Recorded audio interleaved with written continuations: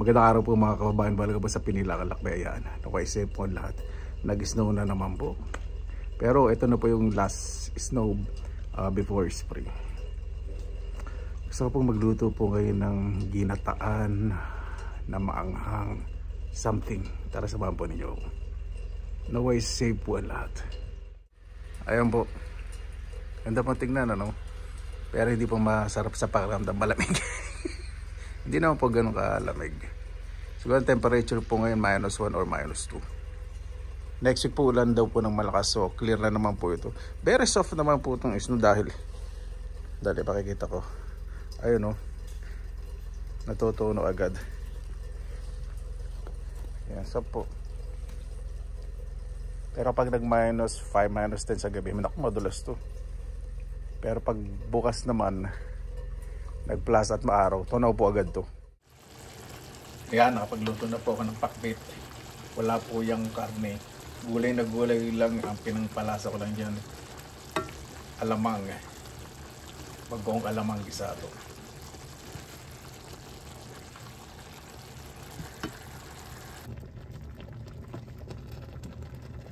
Meron din po tayong sinanglay na yellowfin tuna. Ang sinanglay naman po, hindi po kinakailangan sobrang lapot po nung sarasa. Medyo malapot lang. Medyo pakukulin ko pa po yan ng bagya. Pero malambot na po yung tuna. Meron din po tayong pritong bangus. Pinagulong ko po muna sa harina na may asin sa kapaminta bago po i-prito para hindi matalsik. At nag-init po ako ng sabaw ng bulalo. Diba? Kaya na po tayo. Mabuhay! Yan! Maraming salamat na naman po sa Panginoon. Nagsama-sama na naman po tayo. Naway safe po ang lahat. Bago pa tayo mag-isa, pasalamatan po muna natin ng Panginoon. Panginoon, maraming salamat na naman po sa biyayang binigay niyo po sa amin. Ibibigay at naibigay po sa araw po na to. Naway ang bawat isa po ay ligtas. Lalo na po yung malalayo po sa kanilang mga mahal sa buhay. Maraming salamat po Panginoon sa lahat-lahat po. Kaya na po bahala po sa amin. Isinusuko na po namin sa inyo lahat sa ngalan ni Jesus. Sana po natin kung po muna kasabaw. So, bukas po kasi Easter.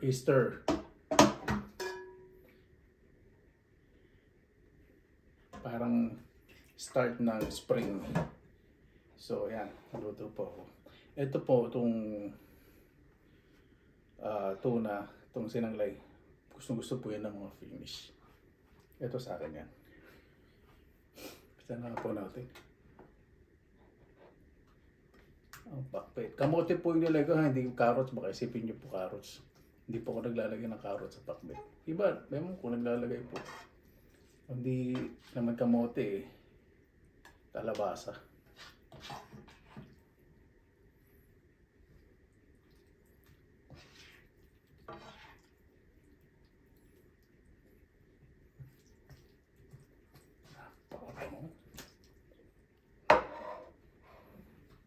Pakalit po muna tayo.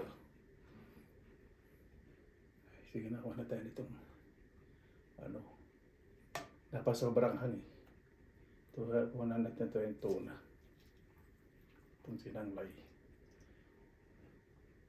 Ano po ito? Yellowfin tuna.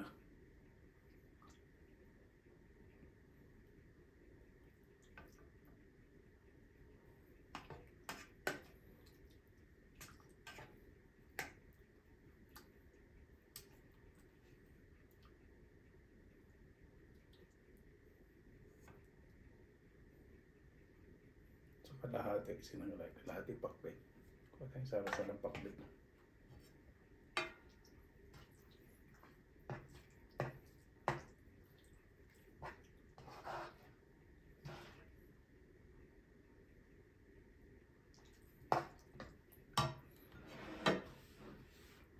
At syempre, malilit po kami ganyan kung magluto nanay ko ng bangus. Tapos minsan kurot-kurutan para sa magkasya. Kurot-kurutan po kami. Malaki po yung isda.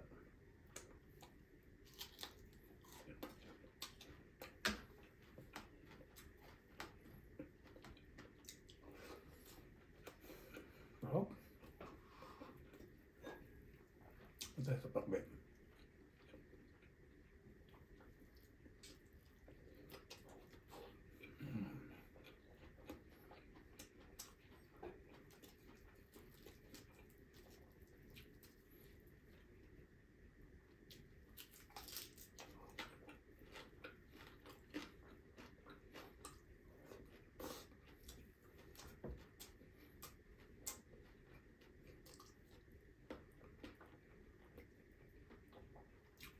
lemon, sili sa kapatis.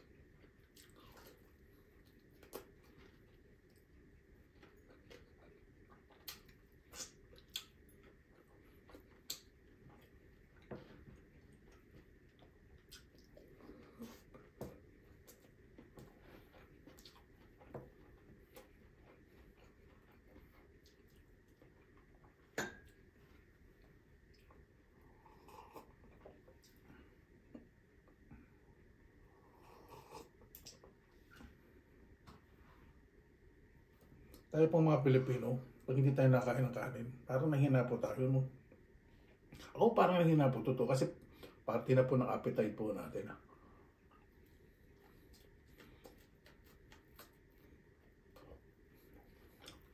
Siyempre ang kanin, staple food po natin. Parang bang walang kanin, may kulang, di ba?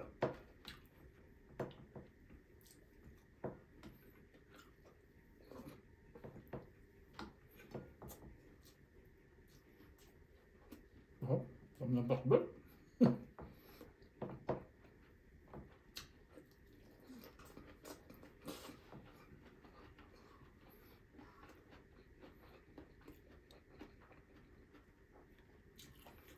Partner talaga. Kahit anong ginataan o kaya pakbit o kaya may sabaw tapos may prito, di ba? Pritong isda.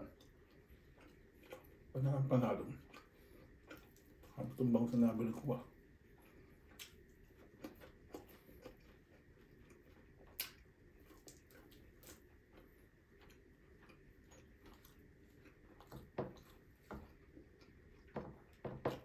Yan po yung talong. Yung talong gusto po sa pakbet o kaya prito, pero sa kanila hindi ko po masyadong gusto. Excuse me. O kaya ito, tanong.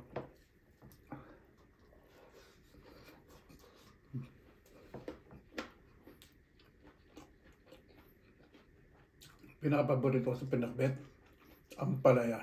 Yan.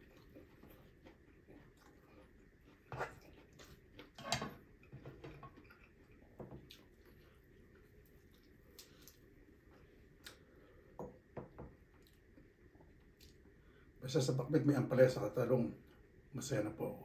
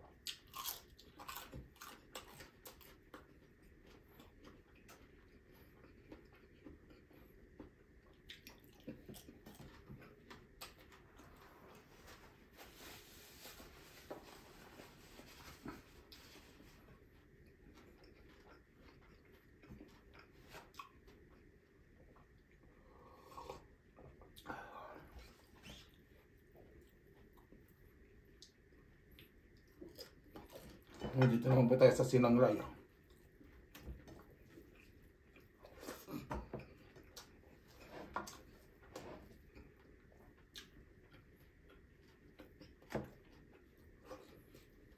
Sarap. Sarap po ng yellowfin tuna. Ito po yung pwedeng kilawin. Yellowfin tuna. yung safe, kasi may mga tuna na magkaka-food poison po kayo pag hindi mo tinila yung buntot, tapos yung hasang, o hindi nyo pinipit yung kinatas. So masarap yellowfin.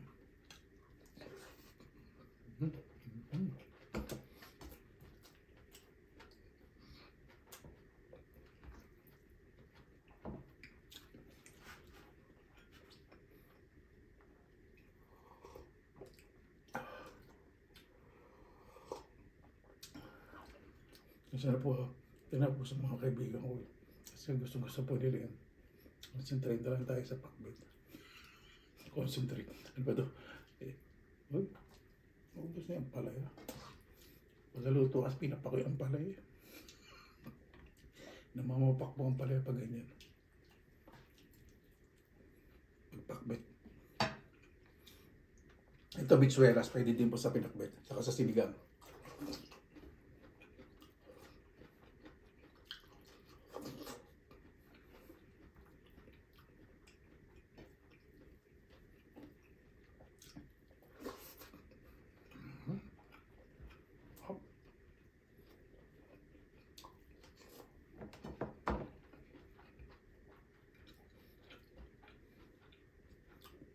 Luya.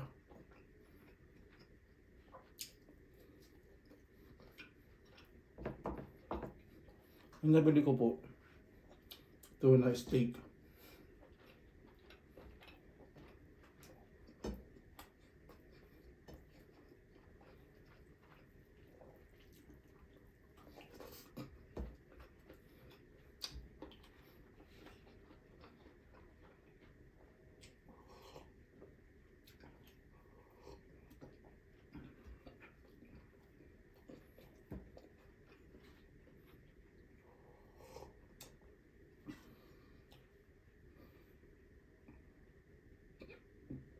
Yun po yung gustusin na rin.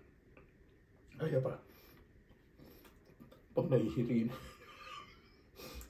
tanda ko na yung father ko, hanggang di nahihirin nun, tuloy-tuloy subo sa bibig.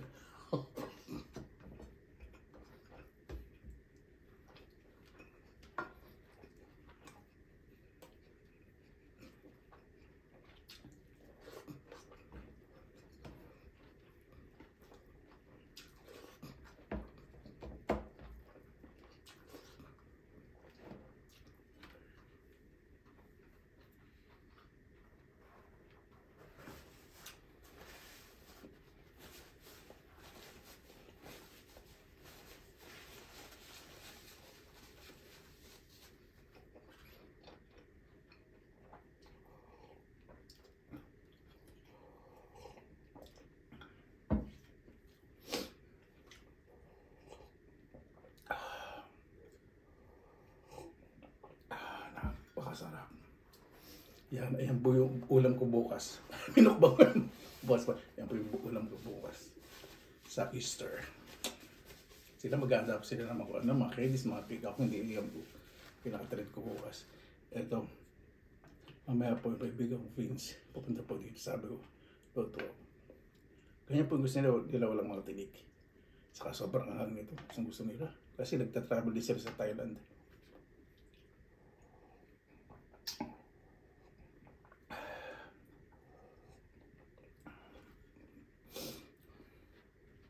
Paano ba bago tayo magtapos, pasalamatan po muna natin ang Panginoon. Panginoon, maraming salamat na po sa biyayang binigay po sa amin, ibigay na sa araw po na ito. Naway ang bawat isa po ay mas meron pagmamahal, pagmamalasakit, pagpapakumbaba, respeto po sa kapwa, lalo na po yung mga namumuno at mamumuno pa lang po, lalo na po sa isang pamilya. Naway ang bawat komunidad may pagkakaisa, pagmamahalan, pagmamalasakit at respeto. Kayo na po bahala po sa amin. Isinusuko na po namin sa inyo lahat sa ngalan ni Jesus. Amen. Paano po? Maraming salamat na po sa inyong oras na ilan sa pinilakalakbay. Basta lagi pa tayong positive vibes, good vibes. God bless po lagi, magandang araw. Laban lang.